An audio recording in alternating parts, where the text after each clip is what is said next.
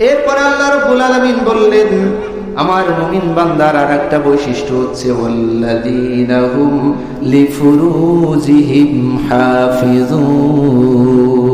মুমিন বান্দা যারা, তারা তাদের লজ্জাস্থানকে হেফাজত করবে। কি করবে? লজ্জাস্থানকে হেফাজত করবে। অন্য একটি আয়াতে সূরা আন-নূর আল্লাহ রাব্বুল আলামিন বললেন, কুল্লিল মুমিনিনা ইয়াগুদ্দু মিন আবসারিহিম ওয়া ইয়াহফাযু ফুরুজাহুম যালিকা আযকা লাহুম ইন্নাল্লাহা খাবীরুম বিমা ইয়াসনাউন। وقل للمؤمنات يغضضن من أبصارهن ويحفظن فروجهن ولا يبدين زينتهن إلا ما ظهر منها। জোরে বলি আল্লাহু আকবার। আল্লাহ রাব্বুল আলামিন বললেন, হে রাসূল, আপনি মুমিন পুরুষদেরকে বলে দেন তারা যেন তাদের দৃষ্টিকে অবনমিত রাখে, তারা যেন তাদের দৃষ্টিকে হেফাজত করে। আর কি করবে? ওয়াহফাযু ফুরুজাহুম, আর আপনি মুমিন পুরুষ যারা, তাদের বলে দেন তারা যেন তাদের লজ্জাস্থানকে হেফাজত করে। যালিকা আযকা লাহুম, এটার মধ্যেই তাদের পবিত্রতা, এটার মধ্যেই তাদের সফলতা। ইন্নাল্লাহা খাবীরুম বিমা ইয়াসনাউন, বান্দা তোমরা যে আমলগুলো করো আল্লাহ কিন্তু সবই জানে। একই কথা মুমিন নারীদের ক্ষেত্রে আল্লাহ বললেন, হে রাসূল, আপনি মুমিন নারীদেরকেও বলে দেন তারা যেন তাদের দৃষ্টিকে অবনমিত রাখে, পরপুরুষের দিকে, হারাম জিনিসের দিকে না তাকায়। আর মুমিন বান্দি যারা হবে, মুমিন মহিলা যারা হবে, তাদেরকে বলেন তারাও যেন তাদের সতীত্বকে হেফাজত করে। ভাইয়েরা আমার, অন্য একটি আয়াতে আল্লাহ রাব্বুল আলামিন জিনা ব্যভিচার যারা করে তাদেরকে সতর্ক করে কি বললেন? আল্লাহ রাব্বুল আলামিন বললেন, ওয়ালা তাকরাবুজ জিনা ইন্নাহু কানা ফাহিশাতাও ওয়া সাআ সাবিলা। জোরে বলি আল্লাহু আকবার। আর তোমরা জিনা ব্যভিচারের কাছেও যেও না, নিশ্চয়ই এটা গর্হিত মন্দ অশ্লীল কাজ। কার কথা? আসতে কবেন না, কার কথা? আল্লাহর কথা। আল্লাহ বললেন জিনা হচ্ছে অশ্লীল কাজ। বলেন তো আমাদের দেশে জিনা আছে না নাই? এই যে বাটাজোর, কয়েকদিন আগে এই বাটাজোরে আমাদের দক্ষিণ পশ্চিম পাড়া শ্রীবিটার নাম শুনছেন মনে হয়, সেখানে 10 বছরের একটা বাচ্চা, একটা সুন্দর মেয়ে 10 বছরের, পাশের বাড়ি বিয়া দেখতে গেছে রাতের বেলা, সেখান থেকে 3টা বখাটে যুবক উঠাই নিয়ে ধর্ষণ করে 10 বছরের বাচ্চা হত্যা করে ডুবাই ফেলছে।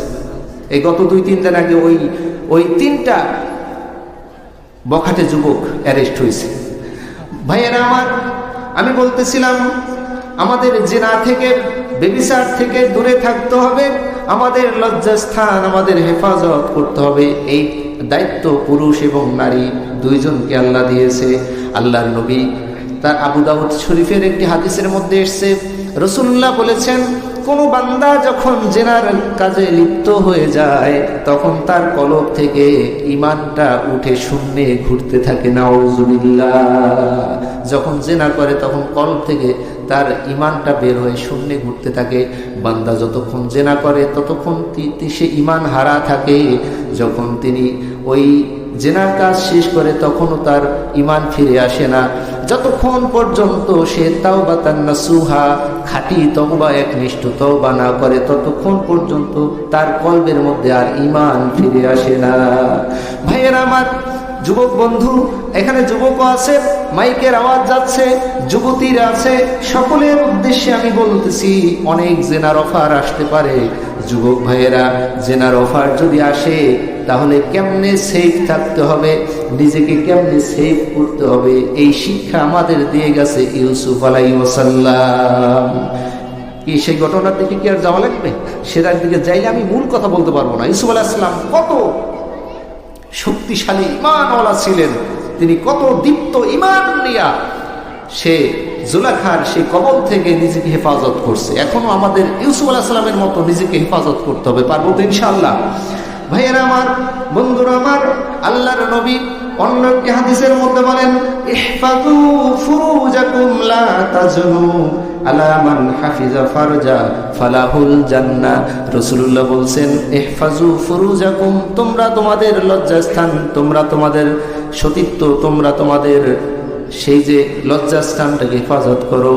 আর লা তাজনু, তোমরা জিনার কাছেও যাইও না। যেই ব্যক্তি লজ্জাস্থান হেফাজত করতে পারবে, জিনার কাজে জড়াবে না, নবীজি বললেন ফালাহুল জান্নাত, তার জন্য আল্লাহ রাব্বুল আলামিন জান্নাত রেখে দিয়েছে। অন্য একটি হাদিসে, বুখারী শরীফের হাদিসের মধ্যে আল্লাহর নবী বললেন, যখন কোনো যুবক কোনো যুবতীকে জেনার জন্য আহ্বান করে, আবার যখন কোনো যুবতী কোনো যুবককে জেনার জন্য আহ্বান করে, তখন যেই যুবক যেই যুবতী তারা বলে ইন্নী আখাফুল্লাহ, আমরা জেনাতে যেতে পারবো না, জেনা করতে পারবো না। ইন্নী আখাফুল্লাহ, আমরা ভয় করি কাকে? জোরে বলেন না, আমরা ভয় করি কারে? তারা বলল ইন্নী আখাফুল্লাহ, না না, জেনাকে আমি না বললাম কারণ আমি আল্লাহকে ভয় করি। কেউ দেখে না, কিন্তু আল্লাহ রাব্বুল আলামিন সব দেখেন, সুতরাং জিনার কাছে যাওয়া যাবে না। আল্লাহর নবী বললেন এই কথা যেই যুবক যেই যুবতী বলল আর জিনা থেকে নিজেদেরকে হেফাজত করে রাখলো, রাসূলুল্লাহ বললেন কিয়ামতের দিন 7 শ্রেণীর মানুষ আরশের নিচে ছায়া পাবে। ওই দিন ওই যুবক আর ওই যুবতীকে আল্লাহ আরশের নিচে ছায়া দান করবে। সুবহানাল্লাহ। ভাইয়েরা আমার, বন্ধুরা আমার, আজকে এই কথাগুলো অনেক বেশি বলা দরকার। জেনা সহজ হয়ে গেছে, বিয়া কঠিন হয়ে গেছে। আমি কি ভুল বলতেছি নাকি? আজকে আমাদের সমাজে জেনা সহজ, বিয়া বলেন বিয়া কি? বিয়া কঠিন, কিন্তু জেনা সহজ। যুবকরা আজকে এই শীতের রাত কম্বলের নিচে কম্বল মুড়ি দিয়া এই ছোট্ট একটা ডিভাইস, এই মোবাইল দিয়া সারা দুনিয়ার যত খারাপ ছবিগুলো আছে, খারাপ ভিডিওগুলো আছে দেখতে পারে। আমি যুবকদেরকে বলবো এই জেনাগুলো করা যাবে না, মাস্টারবেশন করা যাবে না।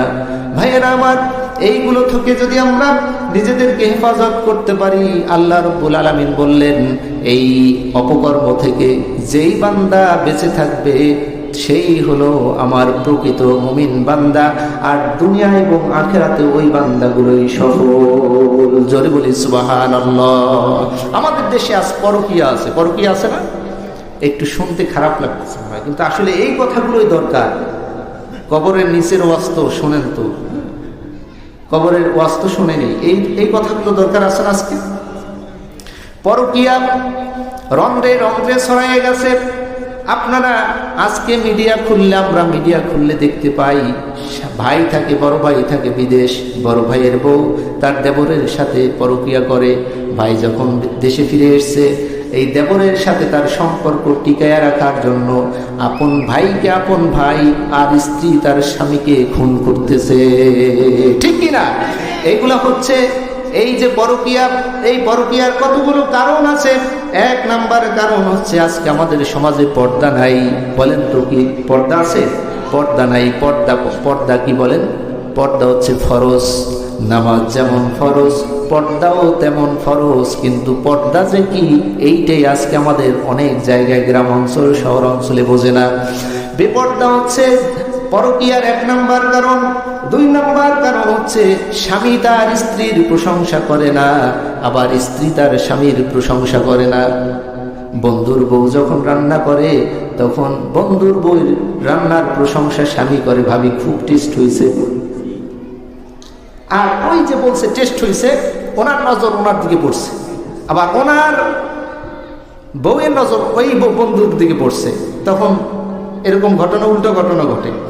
এজন্য স্বামী স্ত্রীর প্রশংসা করবে, স্ত্রী স্বামীর প্রশংসা করবে। রান্না একটু খারাপ হয়েছে, ঝাল বেশি হয়েছে, লবণ বেশি হয়েছে, তারপরে বলবে আজকে রান্না খুব সুন্দর হয়েছে। বউ খুশি, স্বামী খুশি। বলেন তো পরকীয়ার কোনো সুযোগ আছে নাকি? ভাইয়েরা আমার, mobile, imo, WhatsApp, Messenger, Facebook, YouTube, এই যে অনলাইন মিডিয়াগুলা, এইগুলো আজকে আমাদের পরকীয়ার জন্য দায়ী। আর একটা বিশেষ কথা হচ্ছে, ইচ্ছার বিরুদ্ধে যখন বিয়ে দেওয়া হয়, কিসের বিরুদ্ধে বলেন তো?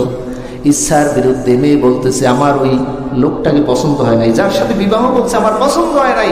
বাপে কয় আমি যেখানে দেবো তোর সেখানেই যাইতে হবে। উনি তো সেখানেই যায় বাধ্য হইয়া, কিন্তু সেখানে তো থাকে না, গোপনে কাজ করে কোথায়? অন্য জায়গায়, এটা পরকীয়ার কারণ। ভাইয়েরা আমার, এগুলো থেকে আমরা যদি বেরিয়ে আসতে পারি, আমাদের সমাজ সুন্দর হবে, আমাদের দেশ সুন্দর হবে। যখন সমাজ দেশ সুন্দর হবে, এই পৃথিবীর মধ্যেই আল্লাহ রাব্বুল আলামিনের জান্নাতের সুবাতাস বইতে থাকবে। জোরে বলি সুবহানাল্লাহ। ভাইয়েরা আমার, এরপর আল্লাহ রাব্বুল আলামিন বললেন তারা তাদের লজ্জাস্থান, মুমিন বান্দারা তাদের লজ্জাস্থান হেফাজত করবে, তবে ইল্লা আলা আজওয়াজিহিম আও মা মালাকাত আইমানুহুম ফাইন্নাহুম গায়রু মালুমিন। জোরে বলি আল্লাহু আকবার। এরপর আল্লাহ বললেন যে হ্যাঁ, তবে স্ত্রীর ক্ষেত্রে সে তার লজ্জাস্থান যদি হেফাজত না করে, আর দাস দাসীর ক্ষেত্রে যদি লজ্জাস্থান হেফাজত না করে, সেক্ষেত্রে সে তিরস্কৃত হবে না, অর্থাৎ কোনো গুনাহ হবে না। কয়টা কথা বললাম? 1 নম্বরে স্ত্রী, 2 নম্বরে কি দাস দাসী। স্ত্রীর যে বিধান এটা এখনো আছে, দাস দাসীর বিধান কি এখন আছে? যেহেতু দাস দাসীর বিধানই নাই, অতএব দাস দাসীর সাথে এই ফিজিক্যাল রিলেশন এটা এখন এই আয়াতের হুকুমটা রহিত হয়ে গেছে। আয়াত আছে, দিয়া তেলাওয়াত হবে, নামাজ হবে, কিন্তু হুকুম কি হয়ে গেছে? রহিত হয়ে গেছে। ভাইয়েরা আমার, এরপর আল্লাহ রাব্বুল আলামিন আরো একটি কথা বললেন, ফামানি বিতাগা ওয়ারা যালিকা ফাউলাইকা হুমুল আদুন। অর্থাৎ এরপর আল্লাহ বললেন, এই স্ত্রী বাদেও যদি কোনো বান্দা, যদি কোনো ব্যক্তি পরনারীকে কামনা করে, আর কোনো স্ত্রী যদি তার স্বামীকে রেখে অন্য কোনো স্বামী, অন্য কোনো পুরুষকে কামনা করে, তার সাথে পরকীয়া করে, এক কথায় আল্লাহ রাব্বুল আলামিন বললেন ফাউলাইকা হুমুল আদুন, এরাই হচ্ছে সীমা লঙ্ঘনকারী। এরা কি? এরা হচ্ছে সীমা লঙ্ঘনকারী। আর সীমা লঙ্ঘনকারী যারা, আল্লাহ নিজেই বলছে এরা সীমা লঙ্ঘন করে, এরা বেয়াদব। এরা কি? বেয়াদব। বেয়াদব, সীমা লঙ্ঘন যারা করে, এদের জন্য জান্নাত না জাহান্নাম? জান্নাত না জাহান্নাম? জাহান্নাম। তাহলে আমরা আমাদের সতীত্ব, যারা মা বোনের আছে, তারা সতীত্বকে হেফাজত করবে। এটা স্বামীর আমানত। এটা কার আমানত? স্বামীর আমানত। আর আমরা যারা আছি পুরুষেরা, আমরা আমাদের দৃষ্টিকে অবনমিত রাখবো। আল্লাহ নবী বললেন, আলী, যখন তুমি কোনো প্রথম দৃষ্টি কোনো বেগানা নারীর দিকে দিয়ে দাও, সেটাই কোনো গুনাহ নাই, সেটা হচ্ছে তোমার অইচ্ছা সত্ত্বে তুমি দিয়ে দিয়েছো। কিন্তু পরবর্তীতে দ্বিতীয়বার যদি তুমি তাকাও, সেটাই হচ্ছে জিনাল আইনিন নাদার, অর্থাৎ সেটাই হচ্ছে চোখের জেনাক তুমি করে ফেললা। অতএব আমরা আমাদের এই যে আল্লাহ তাআলার হুকুম, আমরা আমাদের লজ্জাস্থান, আমরা আমাদের চরিত্রকে ঠিক রাখবো। পারবো তো ইনশাআল্লাহ? আল্লাহ তাআলা আমাদের তৌফিক দান করুক।